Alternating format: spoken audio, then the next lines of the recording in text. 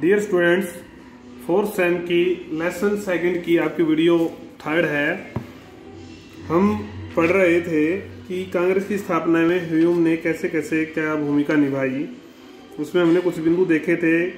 कलकत्ता के स्नातकों को खुला पत्र, ब्रिटिश अधिकारियों से विचार विमर्श किया, भारतीय नेताओं से सहायता प्राप्त करना और कांग्रेस का प्रथम अधिवेशन, जिसमें 2 अंकों वाले काफ़ी महत्वपूर्ण क्वेश्चन इस बिंदु में आए थे फोर्थ पॉइंट में। आज 5वां पॉइंट हम पढ़ेंगे, ह्यूम ने कांग्रेस की स्थापना क्यों की। वैसे तो बहुत कुछ हम पढ़ चुके हैं पहले से ही, इतना जो हम पढ़ के आए उसमें, फिर भी हम आपको कुछ चीज़ें करवा रहे हैं। ऊपर दिए गए वर्णन से यह स्पष्ट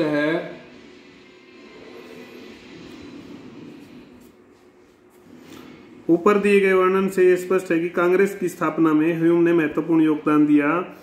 उसने अपने प्रयासों से भारतीय नेताओं का सहयोग प्राप्त किया। ये सब हम पढ़ आए हैं। बंबई में कांग्रेस की स्थापना की। लंबे समय तक वो महासचिव पद पर रहे। कांग्रेस के महासचिव पद उनके पास था। प्रश्न यह उठता है कि इसकी स्थापना के पीछे क्या उद्देश्य था। उद्देश्य के बारे में हम काफी सिद्धांतों पर चर्चा करके आए हैं। सिद्धांतों को पढ़ा है हमने।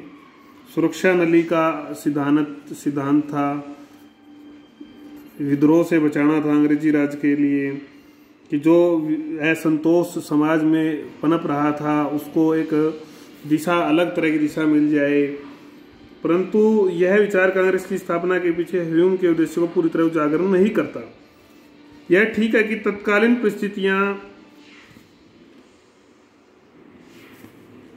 जो परिस्थितियां थी उनमें ह्यूम भारत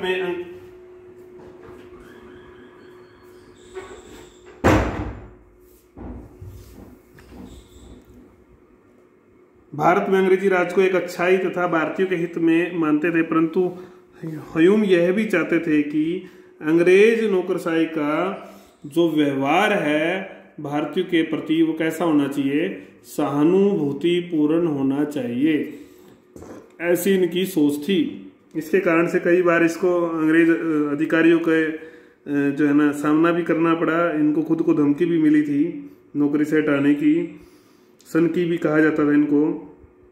उनका मानना था कि जो शिकायतें हैं भारतीयों की, उन शिकायतों का निवारण होना चाहिए, मतलब उन शिकायतों का समाधान होना चाहिए। क्या वो शिकायतें हैं। साथ ही भारतीयों को प्रतिनिधि जो संस्थाएं हैं उनकी जानकारी होनी चाहिए और उनमें हिस्सा भी मिलना चाहिए। वे चाहते थे कि कांग्रेस भारतीयों की प्रतिनिधि संस्था के रूप में उभर कर आए। प्रथम जो फर्स्ट अधिवेशन था उसमें भी इससे संबंधित ही कुछ प्रस्ताव पारित किए गए थे। कई प्रस्ताव जो पारित किए गए, तो उससे मानसिकता स्पष्ट होती है कि वो भारतीयों के लिए सुधार चाहते थे। इस संबंध में स्वयं लाला लाजपत राय ने यंग इंडिया में लिखा था, ह्यूम स्वतंत्रता के पुजारी थे और उनका हृदय भारत की निर्धनता से व्यथित था। यह है तो बहुत बड़ा वाक्य, लेकिन आप इतना भी लिख सकते हैं। आरसी मजूमदार, ये लाला लाजपत राय का वाक्य था। और मजूमदार जी क्या कहते हैं कि ह्यूम भारतीयों के कल्याण और हितों के लिए काम करने की प्रेरणा देने से प्रेरित थे। प्रेरणा से प्रेरित थे भारतीयों के हितों के प्रति। स्पष्ट है कि ह्यूम चाहे उस समय भारत में अंग्रेजी राज को बनाए रखना चाहते थे। स्पष्ट है कि चाहे वो बनाए रखना चाहते हो अंग्रेजी राज को, लेकिन साथ में भारतीयों की मांगों को अंग्रेजों के सामने रखकर उनकी नीतियों में परिवर्तन भी जो है उनका मुख्य एजेंडा था, ताकि भारतीय लोगों की दशा सुधरे, भारतीयों की भलाई हो सके। ये उनका मुख्य एजेंडा था। तो ये हमारा 5वां बिंदु हो गया है। 6ठा बिंदु अगर हम देखें तो वो है भारतीयों द्वारा कांग्रेस की स्थापना में ह्यूम का क्या सहयोग किया गया, क्या योगदान दिया। हम पढ़ के आए हैं, पूना सार्वजनिक सभा थी, बम्बई प्रेसिडेंसी एसोसिएशन थी, मद्रास महाजन सभा थी। ये सब नेताओं ने, सब ने भाग लिया, सहयोग दिया। सब से जो है इसके ह्यूम के अच्छे संबंध थे, मिलना जुलना था। क्यों किया इन लोगों ने सहयोग।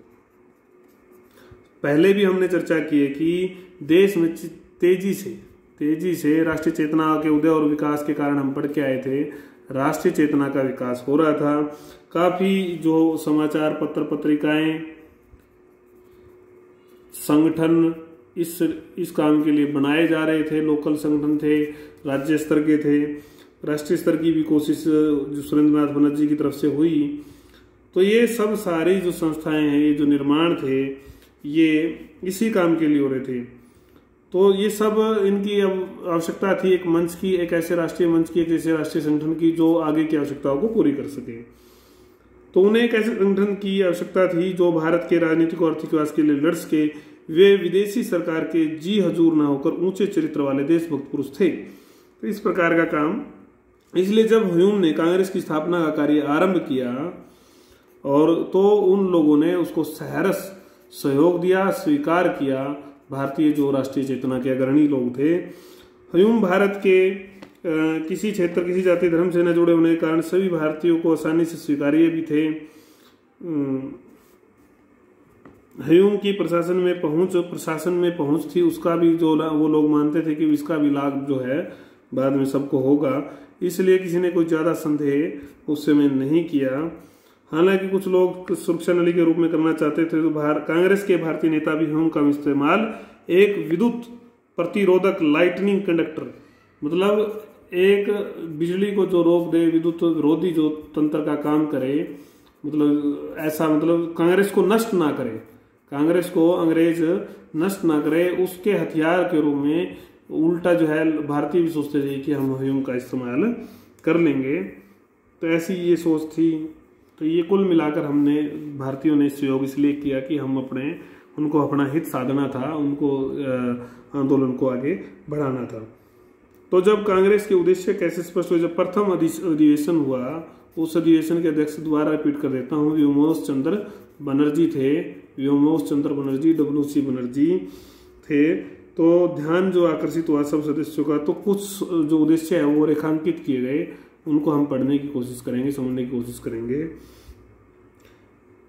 जितने भी लोग देश के विभिन्न भागों में काम कर रहे हैं देश की चेतना के लिए, राष्ट्रीय विकास के लिए, उन सब में आपसी मैत्री हो, संपर्क स्थापित हो, इसका काम इनको करना था। उस समय के महत्वपूर्ण तथा जरूरी प्रश्नों पर भारतीय शिक्षित वर्ग के परिपक्व मत का पता लगाना और अधिकारपूर्ण ढंग से लिपिबद्ध करना।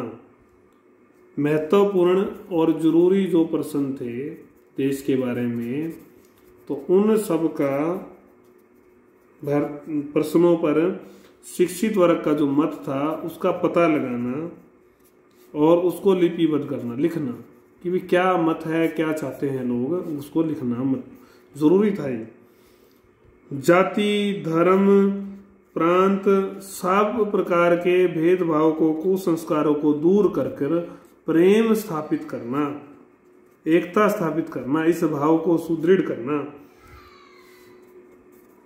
अगले 12 महीनों में जनता के हित के लिए देश के नेताओं को जो कुछ भी करना था उसकी एक रूपरेखा बनाना, जिससे कि सब में समानता आ सके, योजना बन सके, संगठित काम हो सके, ऐसा भी इनका एक उद्देश्य था। इन उद्देश्यों को प्राप्त करने के लिए प्रारंभिक दौर के जो उदारवादी नेता थे वो सतत कार्यशील भी रहे। तो ये बिंदु हमारे हो गए, पाठ पूरा हो गया है। छोटे क्वेश्चन भी मैं आपको करवा देता हूँ जिससे कि आपको समझ में आ जाएगा कि हमने जो किया है वो कितना आपको याद है और रिवीजन भी हो जाएगी।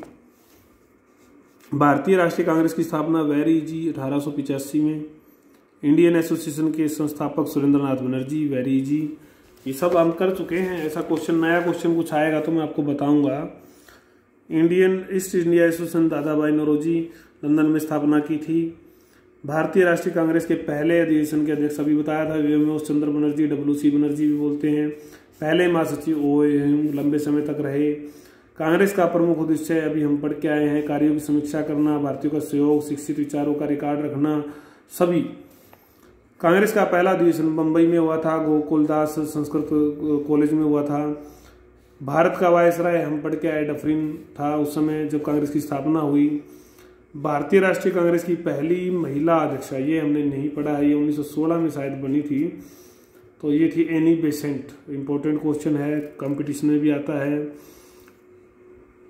फिर आता है आपका कांग्रेस के जो है उदय के क्या कारण थे, हम पढ़ के आए। नौकरी में पक्षपात था, बनर्जी का देश में दौरा था, राजनीतिक स्थापना थी, सब एक कारण थे।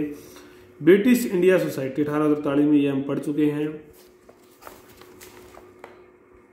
इजी क्वेश्चन है, ऐसी कोई बड़ी बात नहीं है, आपको आते हैं।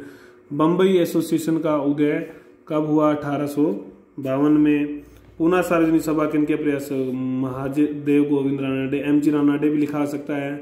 कांग्रेस की स्थापना में सहायक तत्व कौन से थे? आर्थिक शोषण हो रहा था, डयार सम्मेलन था, सुरेंद्र नाथ बनर्जी को नौकरी से हटाना था, ये सब भी सहायक तत्वों के रूप में काम कर रहे थे। ये हमने नहीं कराया, मतलब आया नहीं, तो ये आप कर लें।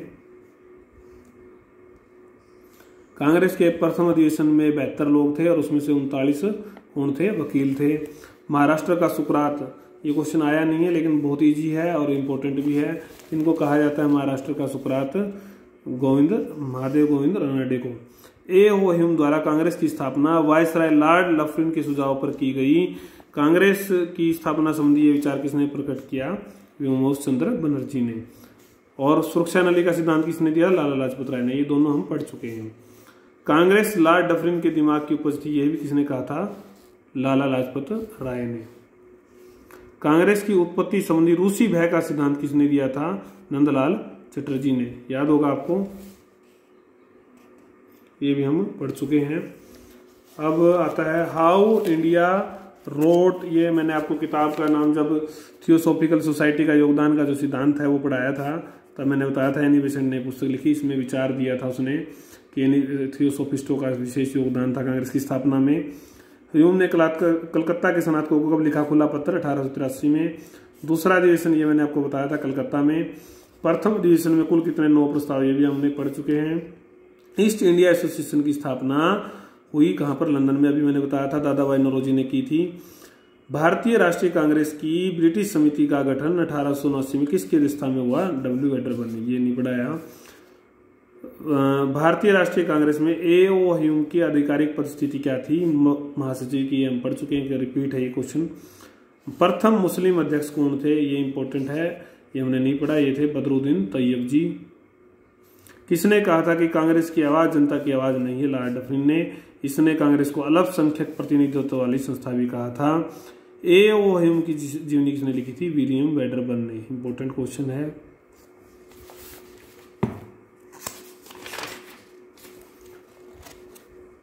ह्यूम आईसीएस से कब रिटायर हुए? 1882 में। स्नातकों को पत्र 83 में लिखा था रिटायर होने के बाद।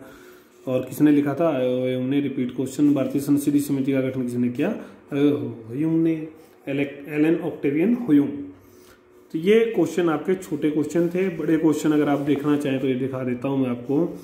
कांग्रेस के उद्गम में विभिन्न सिद्धांतों का हम पढ़ के आए थे। ए.ओ. की भूमिका का वर्णन करते हुए कि भारतीय उसने सहयोग क्यों दिया भारतीय नेताओं ने। कांग्रेस की स्थापना पर एक निबंध लिखे, उद्देश्य भी हम पढ़ के आए हैं।